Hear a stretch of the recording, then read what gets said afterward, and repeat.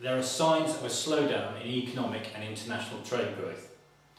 This is bad news for the parts of the logistics industry which are vulnerable to overcapacity.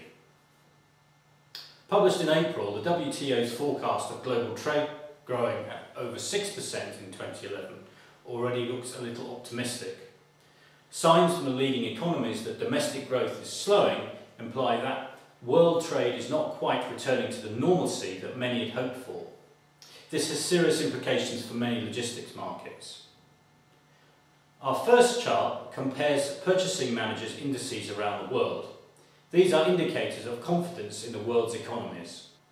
The fall in the latest Purchasing Managers' Index from China is being interpreted as an indication of the effects of the tightening of monetary policy in the face of rising inflation.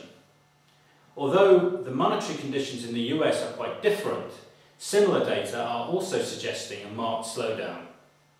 The lead economy in the Eurozone, Germany, is still putting in respectable growth figures, but they are less impressive than in 2010.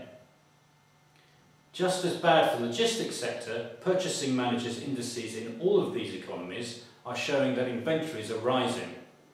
The problem is that parts of the logistics sector are particularly vulnerable to any sort of slowdown in growth.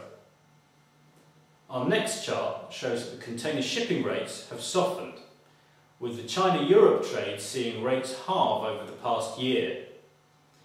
This is a combination of volumes not living up to expectations and the injection of new capacity on this trade lane. This is likely to be as a result of the ultra-large container ships which have been introduced in the past year. It should be noted that some trade lanes are doing better than others. As you can see, China to the west coast of the US has shown more resilience in the past 6 months. Similarly, volatility exists in the air cargo market, as can be seen from our third chart. On May 30th, the Association of Asia-Pacific Airlines said that its members saw a year-on-year fall of 2% in air cargo volumes in the region last month. This occurred at the same time that available capacity increased, having the effect of pushing down rates.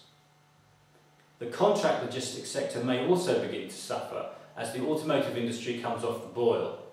New car markets in the West remain subdued, whilst China may even see a fall in sales. This would be bad news for the German car producers who have been riding a wave of demand from China. Consequently, contract logistics providers may see some pushback in their recovery. And then there are fuel prices. As our final chart shows, these have softened slightly over the past month, but are still firmly over $100 a barrel and show no signs of substantial falls. So far, the implication is of slowing growth rather than another recession. However, the effects of the logistics industry could be amplified by oversupply in a number of key markets. This may reveal that the experience of 2010 was more of a breathing space than the start of a structural long-term recovery.